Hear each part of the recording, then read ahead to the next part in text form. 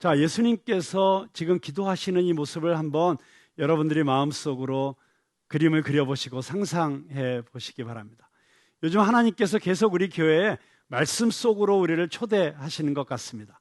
그래서 그 워드 바이 하트 성경 공부를 할 때도 제가 몇 시간 참관을 해보니까 계속해서 우리를 그 말씀 속으로 초대해서 내가 그 말씀 가운데, 그래서 오늘 이 장면 같으면 예수님께서 지금 제자들을 데리시고 유월절 만찬을 행하시고 그리고 제자들의 발을 씻어주시고 뭔가 분위기가 심상치 않죠? 이런 긴장된 분위기 속에서 예수님께서 제자들을 데리고 밖으로 나가셔서 올리브산, 감람산이라고 하는 곳, 그곳을 지나가시는 어떤 과정 가운데 해가 떨어지는 노을을 바라보시면서 그리고 그 노을빛에 찬란하게 빛나는 예루살렘 성벽을 바라보시면서 제자들에게 이 마지막 말씀, 이 마지막 설교를 하시는 장면을 여러분들이 한번 연상해 보시기 바랍니다. 그런데 그때 예수님께서 마지막 말씀을 마치시고, 자, 예수님의 마지막 말씀이 뭐였죠? 내가 너희에게 이 말을 이루는 것은 내가 너희들을 이 모든 시련과 환난 가운데서도 평안하게 하고 그리고 내가 다 이루어 놓은 이 승리 가운데 너희들이 함께 참여하기를 원한다. 너희들은 반드시 승리할 사람들이다. 이게 지난주 설교였잖아요. 네. 그리고 나서 예수님께서 이제 기도를 시작하시는 장면입니다.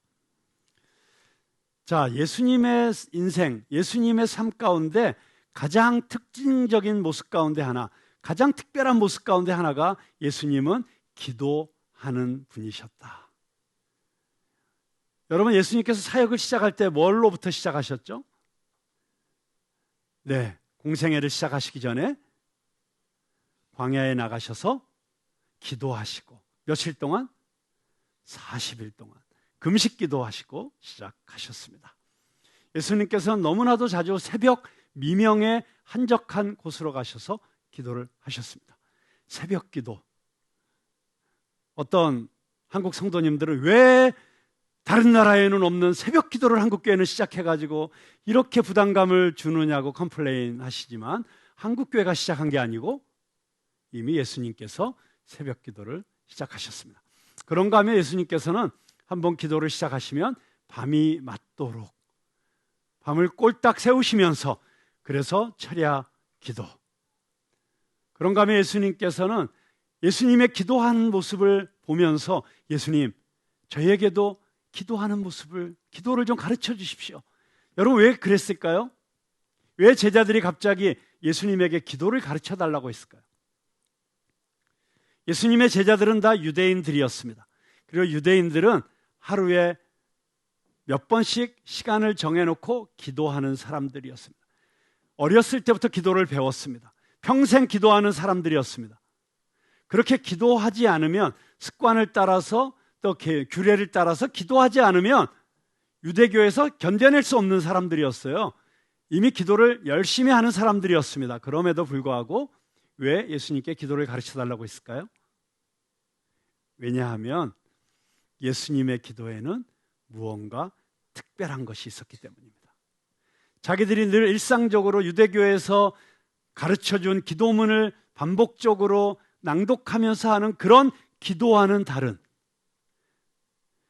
여러분 그렇지 않습니까? 우리가 예배를 드릴 때도 매 주일 하나님의 거룩하신 임재가 이곳에 임하기를 기대하면서 간구하면서 예배를 드리지만 어느 날 특별히 하나님께서 강력하게 이곳에 임하셔서 성령의 임재로 이곳을 가득 채워주실 때 그때 그 찬양, 그때 그 어떤 성도가 앞에 나와서 기도할 때 첫 한마디 아버지 하고 하나님의 이름을 부르는 그 순간 갑자기 이곳에 하늘이 임하는 것 같은 그런 경험을 하실 때가 있잖아요.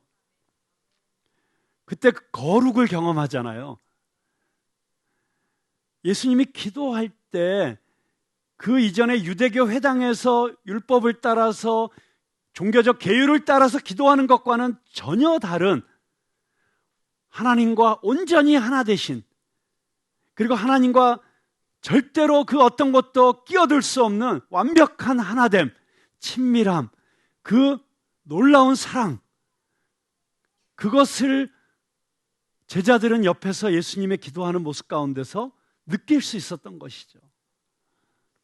그리고 그 하나님께서 예수님과 온전히 하나 된 가운데 창세 전부터 삼위일체 하나님 안에서 누리고 있었던 그 친밀함, 그 인티머시, 그 사랑, 그 하나됨, 그거를 살짝 엿보기만 해도 우리 인간의 존재 저 깊숙한 곳에 있었던 그 하나님에 대한 존재적 갈망이 건드려져서 나도 저렇게 하나님과 관계를 맺고 싶다. 여러분, 그런 갈망이 생겨날 수밖에 없죠. 왜냐하면 우리 인간은 그렇게 창조된 존재이기 때문에. 물론 죄로 인해서 타락해서 그 하나님을 알 수 있는 것들이 망가졌고 깨어졌고 하나님을 경험할 수 있는 그 감각들이 손상되었지만, 그럼에도 불구하고 우리 안에 남아있는, 불완전하지만 우리 안에 있는 하나님이 아니면 채울 수 없는 그 존재적 갈망, 그게 건드려지는 그 순간 그들 안에 나도 예수님처럼 기도하고 싶다, 자연스럽게 그런 갈망이 생기는 것이죠.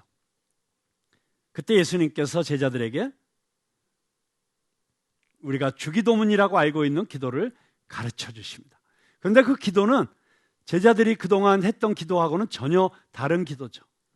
온 천지의 주제이시고 창조주이신 전능하신 야훼 하나님, 이렇게 시작하는 게 아니고, 예수님께서 어떻게 기도를 하라고 가르치셨습니까? 하늘에 계신 우리 아버지. 그 첫 마디에서부터 전혀 차원이 다른 기도, 하나님을 아버지라고 부를 수 있는 그 관계 회복 속에서만 누릴 수 있는 그 친밀함 가운데 그 기도를 통해서 우리를 초대하시는 것이죠.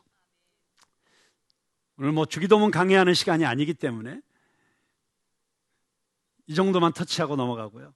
그런가 하면 예수님께서는 또 오병이어의 기적을 일으키시는 그 현장에서 감사 기도를 하나님께 드리십니다. 하늘을 우러르사 축사하시고, 여기서 축사하셨다는 단어가 감사 기도를 올리셨다는 뜻이에요. 여러분, 우리의 인생 가운데 이런 감사의 기도가 언제나 하나님께 올려드려지게 되기를 축원합니다. 그런가 하면 여러분, 제자들이 죽어라고 귀신 들린 아이를 쫓아내려고 했는데 나가지 않았어요. 그때 예수님께서 오셨습니다. 예수님, 우리가 죽을 힘을 다해서 이 귀신을 쫓아내려고 했는데 쫓겨나질 않습니다. 그때 예수님께서 이 귀신을 쫓아내십니다. 그 귀신이 쫓겨난 아이를 데리고 사람들이 물러갔을 때 제자들이 묻습니다. 예수님, 왜 우리는 안 됐습니까? 그때 예수님께서 뭐라고 답하시죠? 기도와 금식 외에는 이런 유가 나갈 수가 없느니라. 기도의 중요성, 기도의 능력, 기도의 파워에 대해서 말씀해 주십니다. 예수님은 정말 기도하시는 분이셨어요. 히브리서에 보면 예수님이 통곡하며 기도하셨다. 그리고 우리가 너무나 잘 아는 대로 마지막 그 십자가를 지시기 직전 예수님께서 홀로 겟세마네 동산에서 그의 땀방울이 핏방울이 되도록 기도하셨습니다. 그리고 그 기도를 통해서 예수님은 우리의 기도의 궁극적인 목표 지점이 어디인지를 보여주셨죠. 아버지, 할 수 있다면 이 잔을 내게서 떠나가게 하옵소서. 그러나 내 뜻대로 마시고 아버지의 뜻대로 하시옵소서. 여러분, 이것이 기도 아닙니까?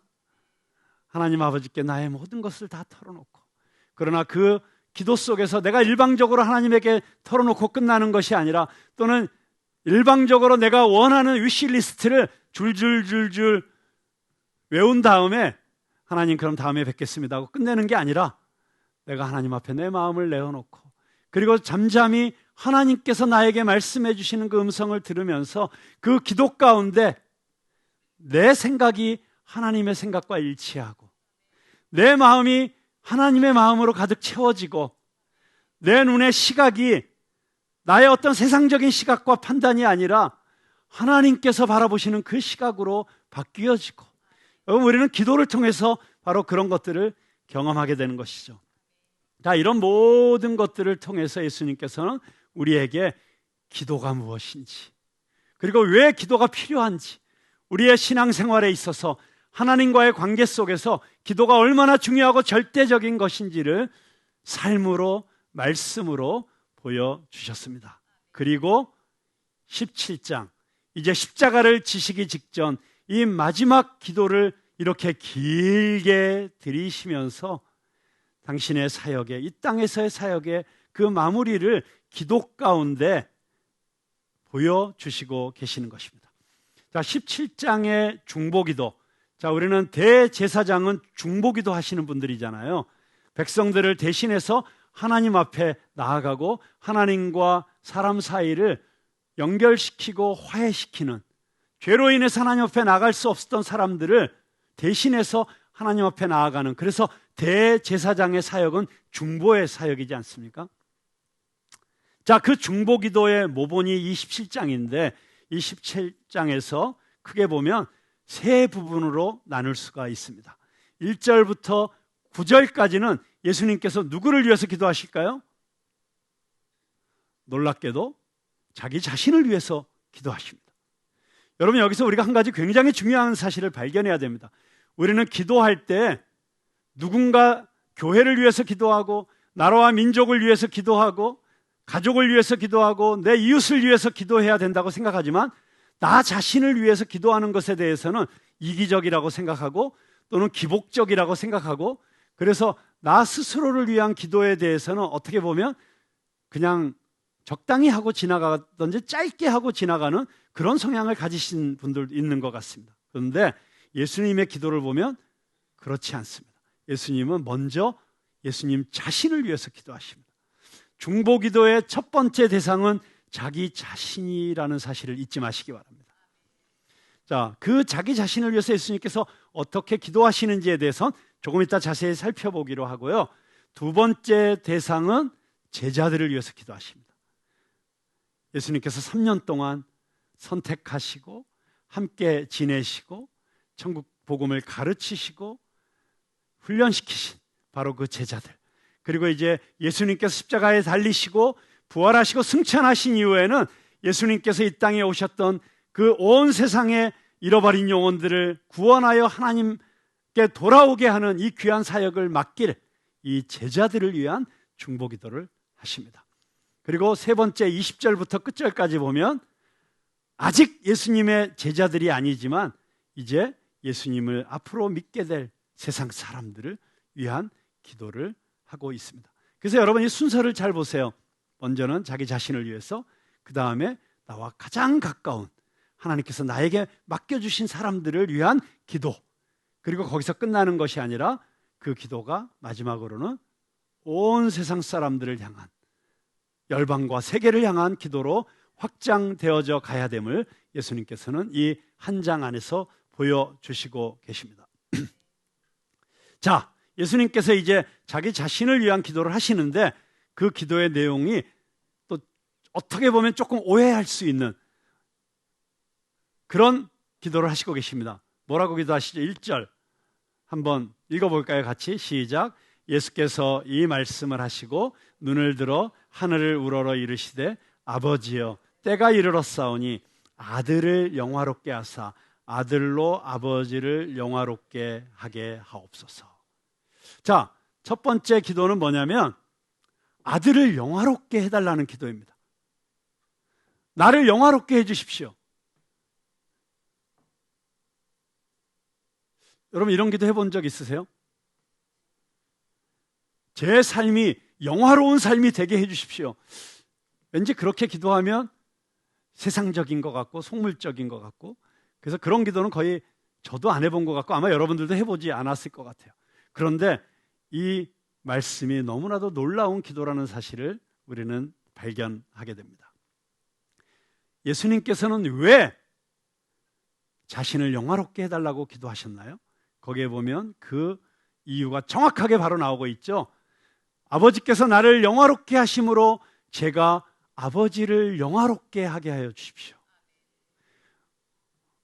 우리를 통해서 하나님 아버지가 영광 받기를 원하시는 것, 그게 예수님의 기도의 목적이었습니다.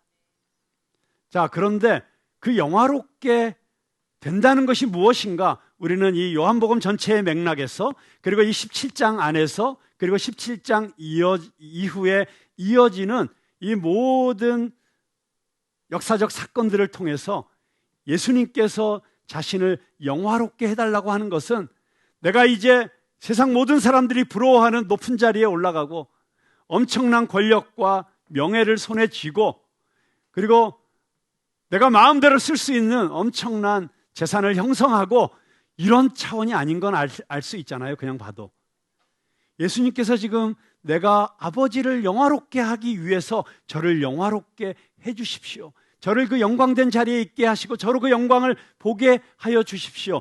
그런데 그게 뭐냐면 다시 이 뒷절에 보니까 창세 전부터 아버지께서 나에게 보여주셨던 그 영광으로 나를 영화롭게 해달라는 거예요. 여러분, 제가 너무너무 존경하는 미국의 신학자 중에 조나단 에드워드라고 하는 분이 있습니다. 그런데 조나단 에드워드는 그의 신학 가운데서 하나님의 창조의 목적은 하나님 자신을 영화롭게 하는 것이다. 여러분, 그러니까 예수님께서 이 모든 창조의 과정에 함께 하셨잖아요. 그러면서 창조 이전부터 하나님 안에 있었던 그 충만한 영광, 그것이 흘러나와서 창조가 되었는데 그 모든 과정을 통해서 하나님께서 보여주셨던 그 영광이 회복되는 것을 보게 해달라는 거예요. 그런데 그것이 회복되기 위해서는 뭐가 필요해요? 인간의 불순종으로 인해서 타락으로 인해서 망가진 이 세상이 회복돼야 되고 멸망당하여 죽을 수밖에 없는 이 사람들이 구원받아서 그 죄사함을 받고 구원받아서 다시 하나님의 자녀로 회복되어야 되는데 그것을 위해서는 어떤 일이 일어나야 됩니까? 예수님이 십자가를 지고 죽으셔야만 하는 것입니다. 그래서 지금 예수님께서 나를 영화롭게 해달라는 기도는 그 의미를 자세히 들여다보니까 내가 더 큰 힘과 권력과 부와 명예를 누림으로써 더 높은 자리에 올라감으로써 더 보좌 위에 앉음으로써 내가 영화롭게 되는 그런 것이 아니고 하나님께서 나에게 맡겨주신 이 사명, 이 세상을 구원하기 위해서 사람들을 살리기 위해서 여러분 사람들을 살리는 게 예수님의 일이신 거는 여러분 잘 알고 계시죠? 저희가 요한복음을 계속해서 공부하면서 이미 다 잊어버리셨겠으나 기억을 조금만 되살리시면 요한복음 6장 38절 39절 보세요. 내가 하늘에서 내려온 것은 내 뜻을 행하려 함이 아니요 나를 보내신 이의 뜻을 행하려 함이니라. 나를 보내신 이의 뜻은, 자, 예수님이 이 땅에 오신 것은 아버지께서 보내셔서 오신 거예요. 그런데 아버지께서 왜 예수님을 이 땅에 보내셨다고요? 39절에 보니까 나를 보내신 이의 뜻은 내게 주신 자 중에 내가 하나도 잃어버리지 아니하고 마지막 날에 다시 살리는 이것이니라. 여러분, 예수님이 이 땅에 오신 목적은 사람을 살리러 오신 거예요. 그런데 예수님이 사람을 살리기 위해서는 죽으셔야 되는 거예요. 근데 여러분, 죽는 게 쉬워요? 어려워요? 예수님도 어려워요? 예수님은 전능하신데 십자가 지시고 잠깐 무덤에 들어가셨다가 다시 살아나시는 게 쉬울까요? 어려울까요? 어려워요. 쉬운 일이 아니었어요. 단지 정말 패션 오브 더 크라이스트에 나오는 그런 정말 끔찍한 고통을 당하셨기 때문에 어려운 게 아니라 예수님께 있어서 가장 견딜 수 없는 고통은 하나님과의 단절이었어요. 완벽한 하나님과의 하나됨을 누리고 사시던 그분께서 아버지께서 자신을 외면하실 수밖에 없는 그 하나님과의 단절처럼 끔찍한 고통은 없으셨어요. 그래서 어려우셨던 거예요. 아버지, 할 수 있으면 이 잔을 내게서 떠나가게 하옵소서. 땀방울이 핏방울이 되도록 그렇게 고통스럽게 기도할 수밖에 없는 어려운 일이었어요. 그래서 예수님이 기도하신 거예요. 아버지, 나를 영화롭게 하사 나로 아버지를 영화롭게 하시옵소서. 그런데 여기서 영화롭게 하신다는 건 뭐예요? 그 영화롭게 한다는 것은 내가 십자가 질 수 있게 해달라는 거예요. 내가 그 고난의 길을 가게 해달라는 거예요. 내가 이 십자가의 유혹 앞에, 이 십자가의 고통 앞에서 내가 도망가지 않고 회피하지 않게 해달라고 하는 거예요. 그렇게 기도하셨기 때문에 예수님께서는 마침내 그 고난의 길, 십자가의 길을 통과하셔서 십자가에 매어 달리셔서 내가 다 이루었다, 그렇게 선포하실 수 있었습니다. 여러분, 그렇습니다. 우리가 하나님께 영광을 돌리는 길. 제가 지난주에도 잠깐 말씀드렸지만 그것은 가장 나다운 내가 되는 것이고 하나님께서 나를 지으신 그 목적을 이루어드리는 것이고 그걸 다른 말로 말하면 나를 이 땅에 보내신 하나님의 그 뜻과 사명을 이루어드리는 것이죠. 여러분이 이 땅에 오신 것은 그저 우연히 태어난 존재가 아니고 하나님으로부터 보냄받으신 존재인 줄로 믿으시기 바랍니다. 여러분, 하나님께서 바로 이 시기에, 바로 이때에 저와 여러분을 대한민국에서 태어나게 하시고 살게 하셨고 교육받게 하셨고 그리고 그리스도인이 되게 하셨고 지금 아주 이 특별한 시대에 우리로 대한민국의 그리스도인으로 살게 하신 거예요. 여러분, 이게 어떤 뜻이 있는 걸까요? 여러분, 우리는 지금 역사상 가장 놀라운 시대를 살고 있습니다.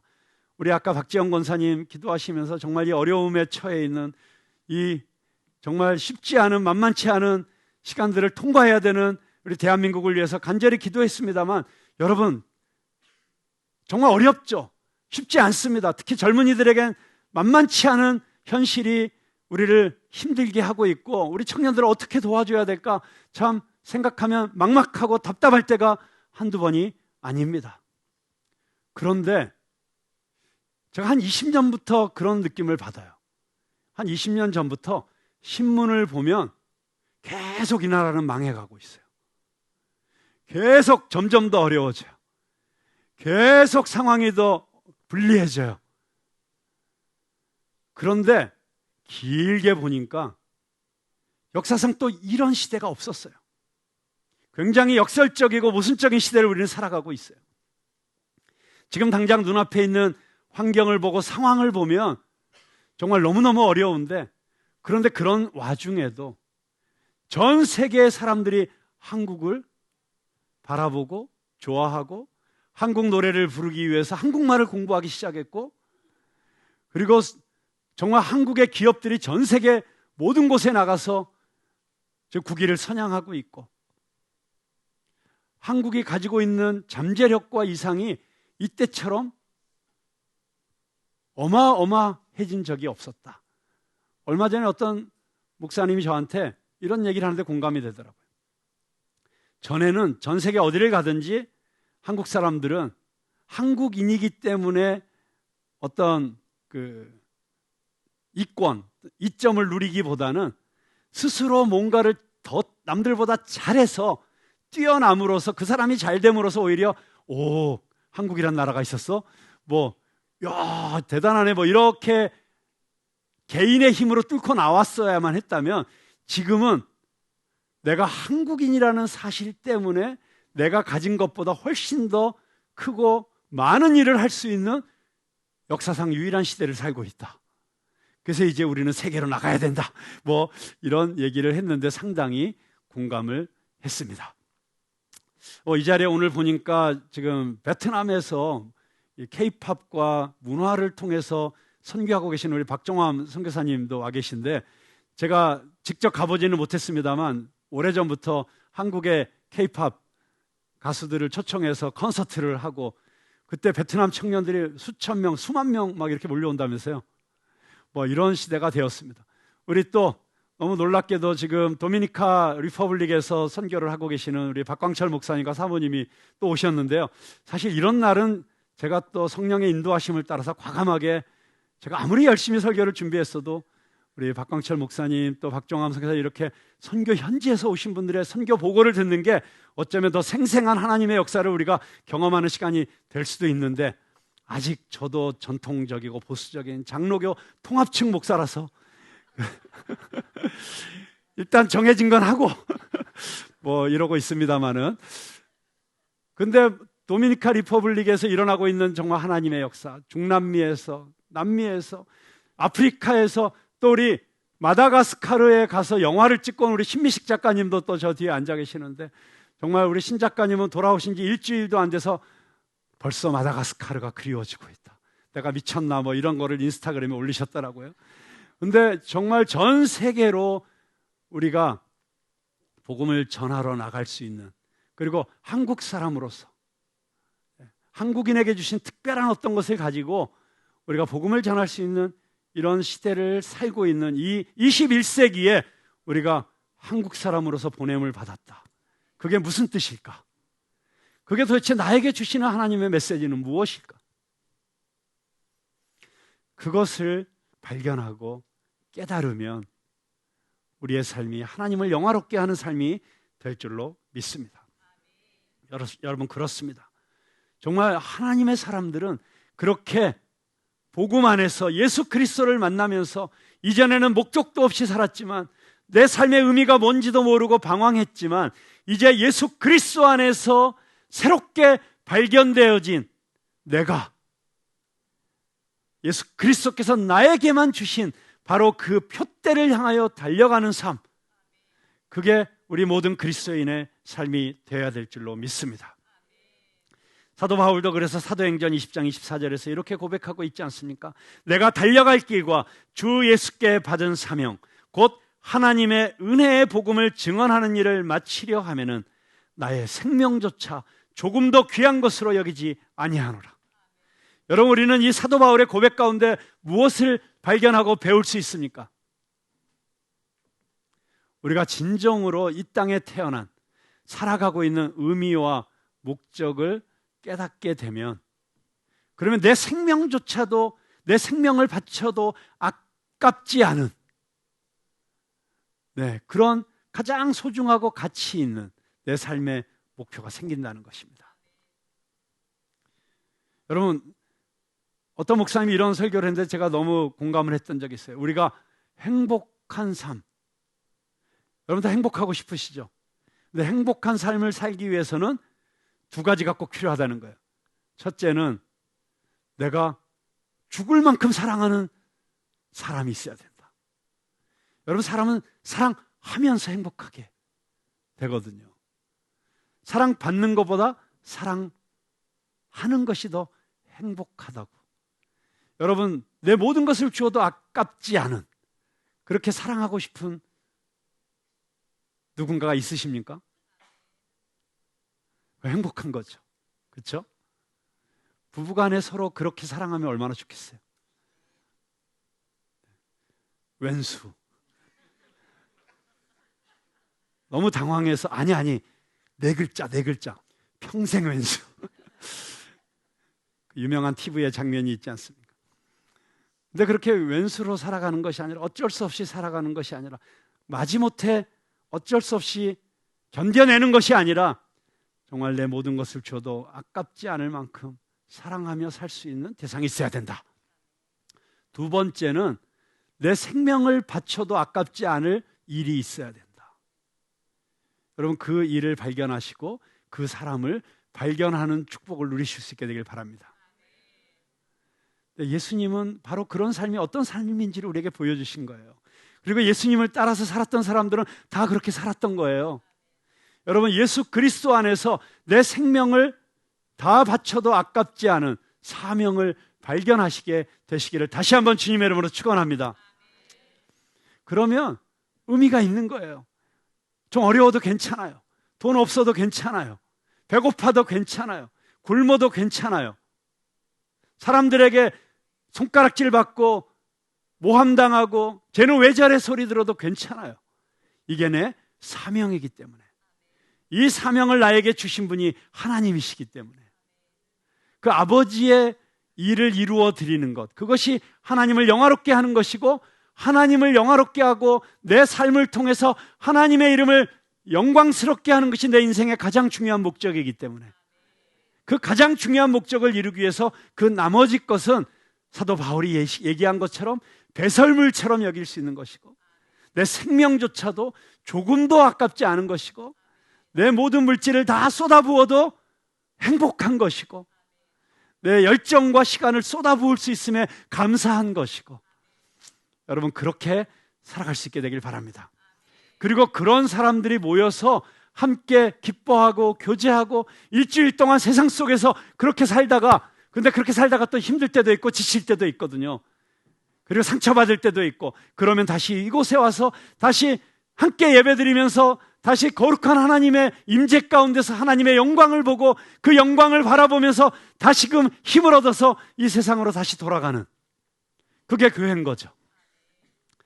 자, 여기 너무 중요한 이야기가 하나가 더 나오는데 뭐냐면 바로 그 사명의 핵심에는 사람이 있다는 것입니다.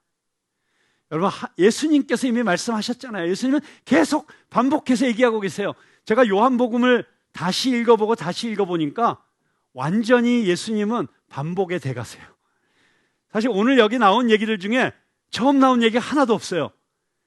1장부터 계속 반복해서 하시고 계시는 이야기예요. 그리고 그 이야기의 핵심에는 사람이 있습니다. 사람. 예수님께서 계속 말씀하시잖아요. 아버지께서 내게 주신 사람. 저는 오늘 여러분들에게 이 의미가 새롭게 새겨지게 되기를 바랍니다. 내게 주신 사람. 여러분, 예수님에게는 내게 주신 사람이 누구였을까요? 네, 먼저는 제자들이었죠. 그런데 제자들로 끝나지 않으셨어요. 예수님께서 항상 내 양, 그리고 우리 밖에 있는 양, 아직 이 안에 들어오지 않은 양까지도 늘 마음에 품고 계셨어요.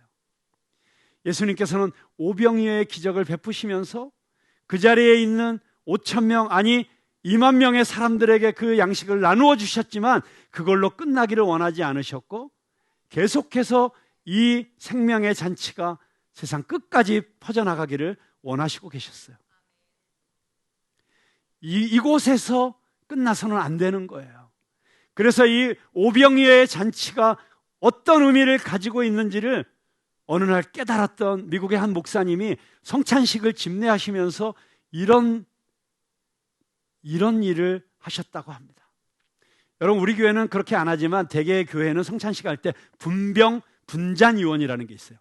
떡을 나눠주시는 분, 그리고 잔을 나누어 주시는 분. 근데 그분들이 열심히 다니면서 떡과 잔을 나누는데 그러고 났는데 여러 명이 다니면서 나눴어도 꼭 못 받는 분이 계세요. 그러면 목사님께서 물어보십니다. 혹시 아직 떡을 받지 못하신 분은 손을 들어주시기 바랍니다. 그러면 손을 들면 분비영연이 얼른 가서 떡을 주고, 다 경험 있으시죠? 그런데 그날 이 목사님에게 특별한 감동이 임했어요. 그래서 물어보셨어요. 아직 떡을 받지 못하신 분 손 들어주십시오. 몇 명이 손 들었어요. 분병위원들이 가서 얼른 떡들을 다 나누어 주었어요. 목사님께서 또 물으세요. 아직 떡을 받지 못하신 분 손 들어주십시오. 아무도 손 들지 않았어요.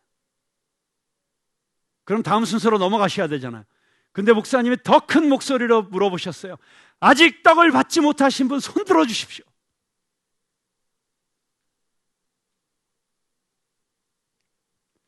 아직 떡을 받지 못하신 분 손 들어주십시오. 몇 번을 반복해서 외치시면서 그 목사님의 눈에서 눈물이 흘러내리셨어요. 그 목사님은 교회 밖에 있는 사람들, 아직 이 생명의 떡을 받아먹지 못한 사람들, 아직 이 생명을 누리지 못하는 사람들, 그들을 향해서 외치고 있었던 것입니다. 저는 이것이 교회의 본질이라고 생각합니다. 그래서 우리의 사명은, 우리의 가장 중요한 사명은 영생을 얻는 것입니다. 여기 예수님께서 그렇게 말씀하시잖아요.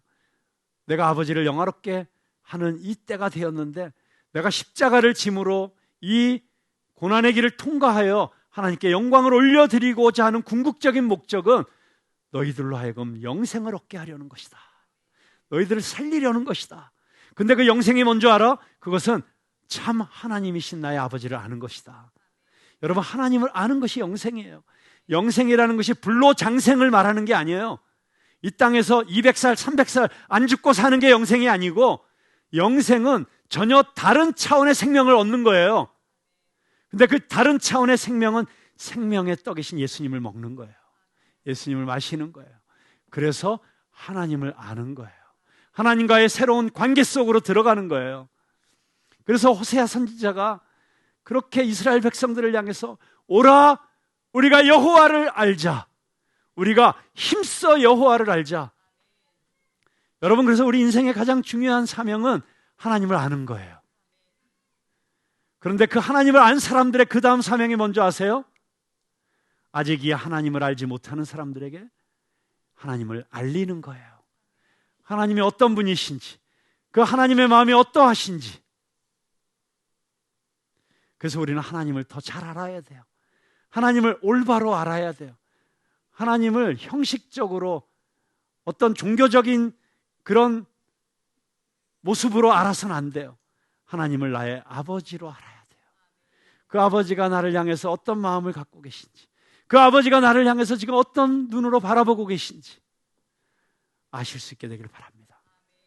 그리고 그 아버지, 예수님을 통해서 우리에게 알려주신 그 아버지를 우리의 이웃들에게 이 세상에 할 수 있다면 땅끝까지 이르러 알릴 수 있는 저와 여러분이 될 수 있길 바랍니다. 여러분, 그래서 그 예수전도단이라고 하는 선교단체가 자기 선교단체의 미션을 이렇게 표현했는데, 저는 정말 어떤 선교단체의 비전보다도 복음의 핵심을 꿰뚫는 그런 미션 스테이트먼트라고 생각합니다. To know God, to make Him known. 하나님을 알고 그 하나님을 알리는 것, 그게 저와 여러분의 사명이 되어야 될 줄로 믿습니다. 자, 이제 말씀을 마치려고 합니다. 여기 보면 예수님께서 내게 주신 사람, 여러분 이 자리에 있는 우리 모두가 내게 주신 사람인 줄로 믿으시기 바랍니다. 여러분, 그 사람이 어떤 모습이든지 좀 상관하지 마세요. 지금 모습이 좀 마음에 안 들 수도 있어요. 여러분, 부부 간에도 이 사람이 하나님이 내게 주신 사람이다. 비록 무거운 십자가처럼 느껴질지라도 내게 주신 사람이다. 여러분, 내 정원 식구들 하나님께서 내게 주신 사람이다. 믿으십니까? 우리 정원지기들 한번 자리에서 일어나 보세요. 우리 이 자리에 계시는 정원지기들 한번 자리에서 일어나 보세요.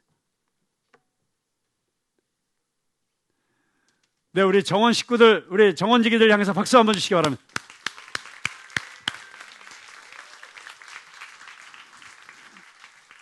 내게 주신 정원지기.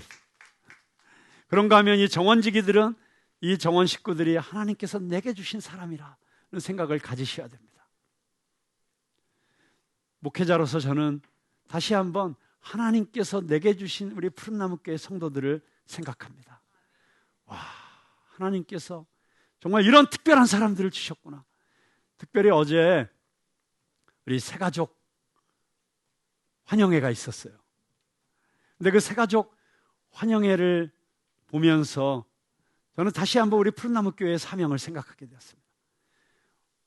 하나님께서 우리 푸른나무교회에 주신 사명이 무엇일까? 그리고 그 사명을 이루기 위해서 하나님께서는 어떤 사람들을 주셨을까? 우리 푸른나무교회는 어떤 교회가 되어야 될까? 제가 어제 이야기만 다 하려고 해도 1시간에 해야 되니까 우리 푸른나무교회 성도님들은 한 단어만 얘기해도 다 알아들으시는 분들이니까 간단하게 정리해서 말씀드릴게요. 어제 우리 새가족들이 우리 푸른나무교회가 어떤 교회인지에 대해서 이렇게 툭툭 던지시면서 지나가시는 말 중에 저에게 딱 꽂힌 단어가 있었어요. 어떤 단어였냐면 아름다움이라는 단어였어요. 아름다움. 저는 이 푸른나무교회가 아름다워서 푸른나무교회에 와요. 그분은 아름다움을 추구하는 비즈니스를 하시는 분이셨어요. 그런데 어떻게 보면 아름다움과는 전혀 거리가 있어 보이는 공대 교수님께서 저에게 이런 말씀을 하셨어요. 저는 평생 동안 논리적이고 이성적인 신앙을 추구하면서 살아왔습니다. 그런데 이 교회에 와서 저의 패러다임이 바뀌고 있습니다. 아, 신앙에는 이런 아름다움의 차원이 있는 거구나. 너무 감사한 얘기였고요. 저는 하나님께서 주시는 컨퍼메이션, 확증이라는 생각이 들었습니다. 그러면서 두 가지 생각이 떠올랐는데, 어젯밤에 제가 이 푸른나무 교회 새가족 환영회와 오늘 말씀을 보면서 우리 교회의 사명이 무엇일까를 생각할 때 두 가지가 떠올랐는데, 첫째는 아까 제가 언급했던 조나단 에드워드라고 하는 그 신학자가 쓴 책이 있습니다. 하나님의 아름다우심이라는 책이 있어요. 근데 그 책을 저는 여러분들이 꼭 한번 푸른나무교회 성도라면 필독서로 읽어보실 수 있기를 바랍니다. 거기에 보면 하나님의 아름다우심, 그리스도의 아름다우심, 성령의 아름다우심, 교회의 아름다우심, 이런 아름다움에 대한 이야기가 나오고, 그 모든 아름다움의 근원에는 창조의 목적에 대한 이야기가 나와요. 창조의 목적은 하나님께 영광을 돌리는 것인데, 그 영광은 하나님, 이 창조 자체가 하나님의 아름다우심이 자연스럽게 흘러나오신 것이었기 때문에, 그래서 하나님이 보시기에 좋았다라고 스스로 탐복하실 수밖에 없는 거예요. 왜냐하면 아름다우신 하나님으로부터 그 아름다우심이 흘러나왔기 때문에. 그리고 이 온 피조물, 온 우주의 목적은 그 아름다움을 통해서 하나님께 영광을 올려드리는 거예요. 그런데 그 아름다움이 깨져버렸잖아요. 근데 예수 그리스도를 통해서 다시 그 아름다움이 회복되는 것, 그리고 그 아름다움을 맛보는 공동체가 교회가 되어야 된다는 것. 여러분, 그래서 우리 푸른나무 교회는 아름다운 교회가 되기를 소망합니다. 근데 여러분, 아름다운 것이 아름다우려고 애쓰면 이상하게 더 추해 보이잖아요. 그건 자연스럽게 흘러나와야 되는 거예요. 우리의 저 본질로부터. 여기 1절부터 5절 사이에 나오는 아주 중요한 단어가 하나 있는데, 권세라는 단어가 나와요. 권세, authority, 영어로는 authority예요. 하나님께서 우리에게 그 복음 전하는 사명을 이루게 하시려고 우리에게 권세를 주셨어요. 하나님께서 예수님에게 만물을 다스리는 권세를 주신 것처럼 우리 모든 성도들에게 각자의 권세를 주셨음을 믿으시기 바랍니다. 그 권세는 능력이에요. 그리고 그 능력은, 그 탤런트는 나에게 맡겨주신 사람에게 내가 영향력을 가지고 복음을 증거할 수 있도록 나에게 주신 거예요. 그 오토리티가 있어야 돼요. 근데 그 오토리티를 또 다른 말로 표현하면 매력이라고도 할 수 있어요. 근데 그 매력은 아름다움에서 오는 거예요. 카리스마, 그냥 괜히 끌리는 그 힘, 매력. 근데 예수님께서 산상수훈을 마치셨을 때 많은 사람들이 깜짝 놀라면서 그 말씀이 권세가 있음에 놀랐더라. 권세가 있었다는 거예요. 근데 그때 썼던 헬라어 단어가 엑수시아라는 단어예요. 근데 그 엑수시아가 지금 예수님이 2절에서 말씀하고 계시는 하나님께서 나에게 만물을 다스리는 권세를 주셨다. 그 권세가 같은 단어예요. 엑수시아. 근데 그 엑수시아라는 단어의 뜻은 무엇이냐면, 엑스라는 것은 무엇으로부터 끌어져 나왔다. 그러니까 예수님 안에 있는 것에서부터 나온 거예요. 배워서 하는 게 아니고, 카피해서 하는 게 아니고, 흉내내서 하는 게 아니라 예수님 안에서부터 나온 것이기 때문에 권세가 있는 거예요. 여러분, 그걸 다른 말로 말하면 진정성이라고 하잖아요. 참이라고 하잖아요. 여러분, 우리가 진짜에 끌리잖아요. 진짜에게 뭔가 다른 힘이 있잖아요. 우리 안에 생명이 있어야 돼요. 살아있는 생명. 하나님의 임재가 내 안에 있을 때 하나님의 아름다움이 나랑 접목돼서 나에게 자연스럽게 흘러나오는 그 아름다움. 그게 아름다운 척해서도 안 되고 꾸며도 안 되고 그냥 자연스럽게 흘러나오는 공동체. 그게 우리 푸른나무 교회가 될 수 있기를 소망합니다. 그렇게 해서 우리는 우리 교회가 아니면 전도할 수 없는, 정말 우리 교회 같은 이런 특별한 색깔이 아니면 예수님께 나올 수 없는 사람들에게 복음을 전하는 권세를 받은 사람들인 줄로 믿으시기 바랍니다. 그러면 이제는 당당하게 그 권세를 가지고 이 청담동 한복판에서 이제는 하나님께 영광을 올릴 때가 되었다. 우리 푸른나무 교회가 지난 17년 동안의 이 시간을 통해서 하나님께서 준비시켜 주시고 경험시켜 주시고 이렇게 모이게 하시고 가족되게 하신 이 사람들이, 하나님께서 이곳에 보내주신 이 사람들이 함께 때가 되었습니다. 이제는 우리가 함께 아버지의 이름을 영화롭게 하는 우리 푸른나무 교회가 되도록 각자의 사명을 깨달으시고, 우리 푸른나무 교회가 어떤 교회인지 그 정체성을 분명하게 깨달으시고 함께 복음을 전하는 공동체가 되기를 소망합니다.